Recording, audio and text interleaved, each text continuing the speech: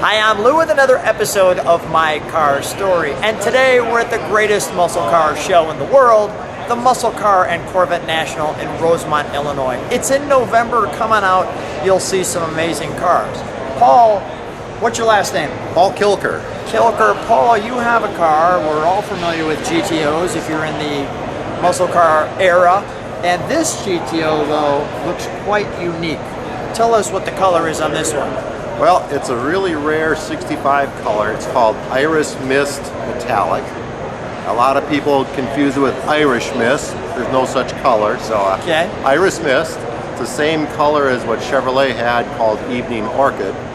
And anyway, that's why I bought this car, was mainly because of the color. It's super rare. There's only, I think, 2 documented tri-power 4-speed convertibles produced in this color.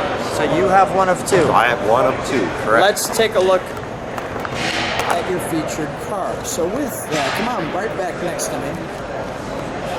I'm going to drop back there and let people, we're going to go here for just a minute. So it has somewhat of a purple hue to it. Yep. That's the traction, the Iris Metallic.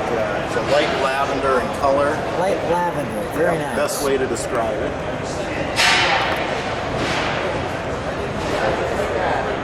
How do people react to this car?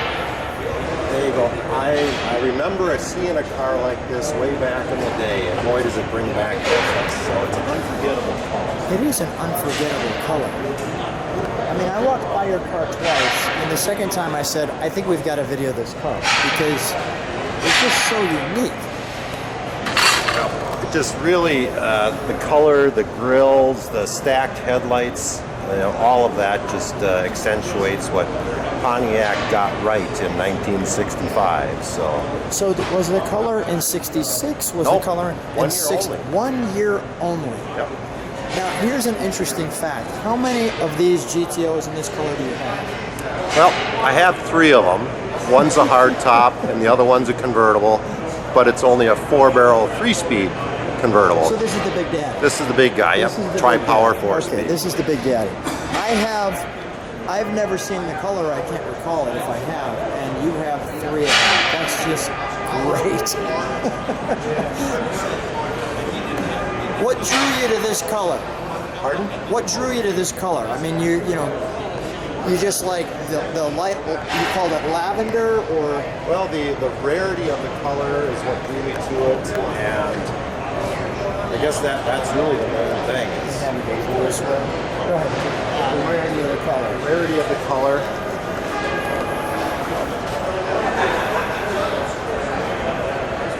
All the emblems on the car are NOS. Do you drive any of your? I do drive the one other convertible. Okay. And that one's painted resale red. So let's take a look in the. Now I see you've got the Minnesota plate. Yep, 1965. This is what a Minnesota plate looked like in 1965. And here we have our NOS gas cap in there. Very nice. Let's take a look inside the trunk, shall we?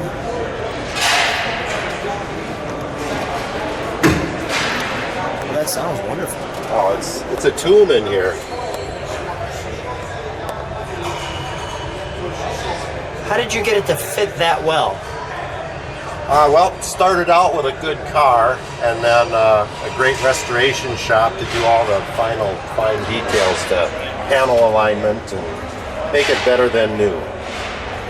And then there's your actual car in Iris Mist. Wow. Tell me what we have here. So that's the Pontiac Historical Services documents. When you send them your VIN number, they will send you this packet of information that shows the identity of your car, how it was equipped. They highlight all the specific options that your car was ordered with. And that kind of proves the provenance of what your car really is. Okay. And then in the back page here is where it's got your color, your top and interior colors along with your drivetrain selection.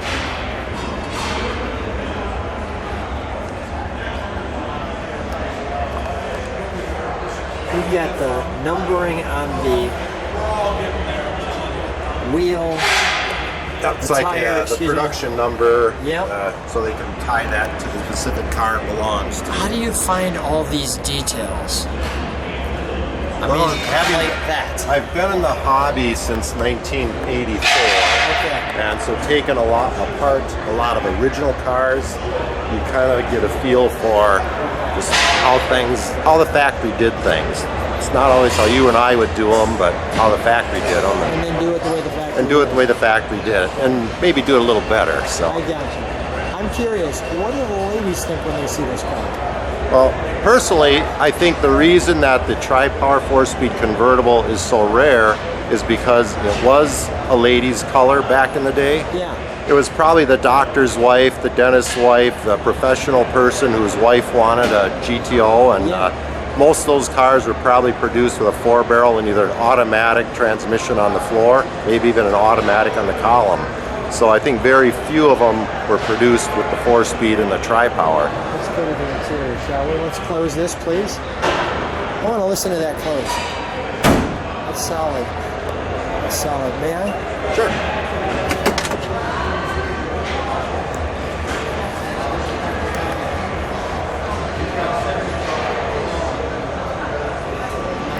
Always thought this was a great touch. Have it right on your door, so you're right where you were going.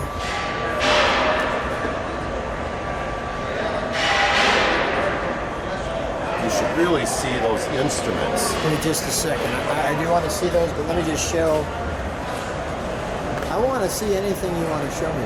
Well, those instruments are original instruments, not reproduced, not re-silk screened, and they're gorgeous. All of them worked. None of them had to be sent out to be tested. That's just the way this car was. Yep. And how long have you had this car? 6 years. 6 But years. it basically was, in a barn for, you've heard the old barn stories. Sure. But it was in a barn for many years, and the prior owner before that bought it off a used car lot in the 1980s. Go ahead, show me your. So those are all original, not re-silk screen, just cleaned up, tested, put back in. I like that little racing flag. Yep, that's what makes the speedometer. Tell me why this car has 2 miles. Because that's how many miles are on it since it was restored. Oh my gosh. How long did the restoration take? It was just under 2 years. Wow. What were the difficult parts? Well, the main reason for the extensive time was to allow all the paints to, if you want to say, dry out, so you're not putting different paint chemicals on top of paint chemicals. That way it minimizes any shrinkage that you'd have when those things dry out. So that's the reasoning behind extending that reproduction, or I should say restoration time.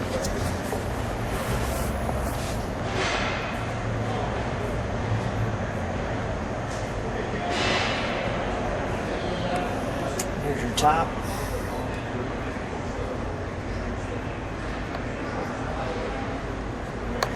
Let's take a look under the hood, shall we? Okay. I like that console. Jams, everything is plated. You take the door skins off, and all the hardware's been replated, even in there when you'll never see it. That's wonderful. There we go. I guess I should turn my lights go off, ahead. though. Although,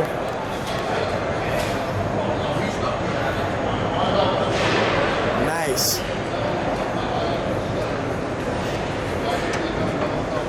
This car, to give you an idea, when Jim had finished the restoration and assembly of everything, and then it came to test all the operable components, everything worked on the car. First time, everything. First time. Roller motor, turn signals, park lamps, brake lights, everything. He said that hasn't happened to him in decades. This car was meant to go. This radiator cap here, for example, that's a 65 only radiator cap, not reproduced. Now, how would you know that? That's actually part of where Jim comes in, because he's a fanatic to know what all the correct details are. I mean, these hose clamps look, crazy, and the blue stripe. Yep.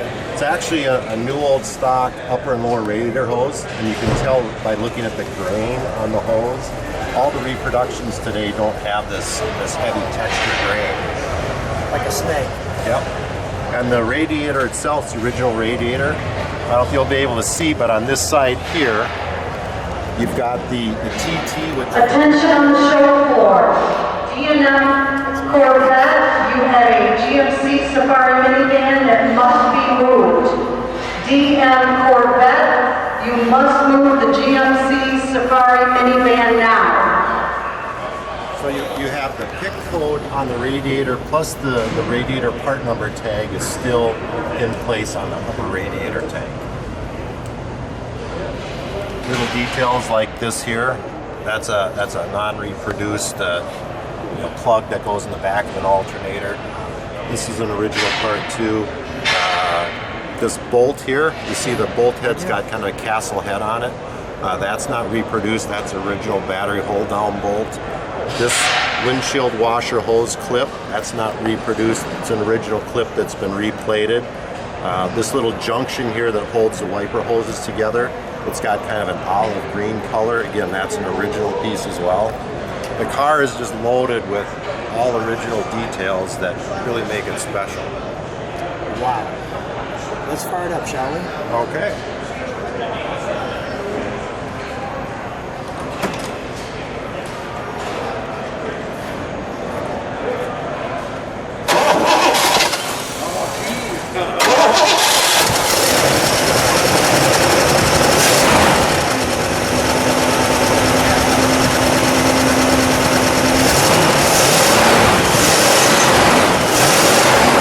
Listen to it idle first, and we'll give it a good rev.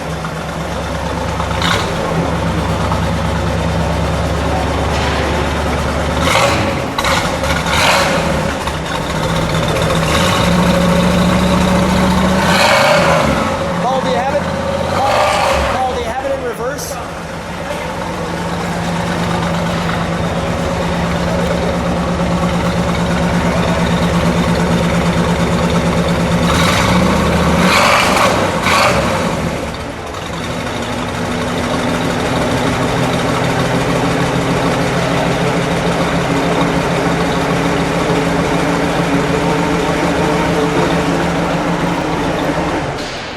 We'll shut that down.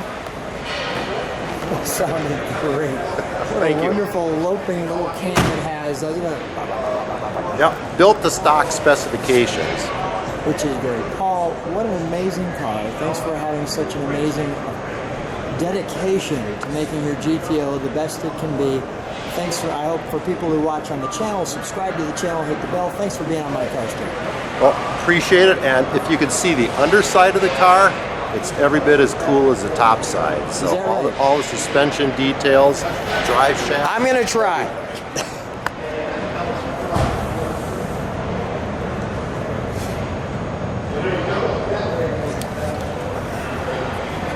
If you get the suspension shots there, it's amazing. Clean on the top as it is on the bottom. Not a bad side to it. Not a bad side. Paul, thanks so much. Thanks for being on my car story. Hey, thank you, and have a good time here at the show. Thank you. All right, bye.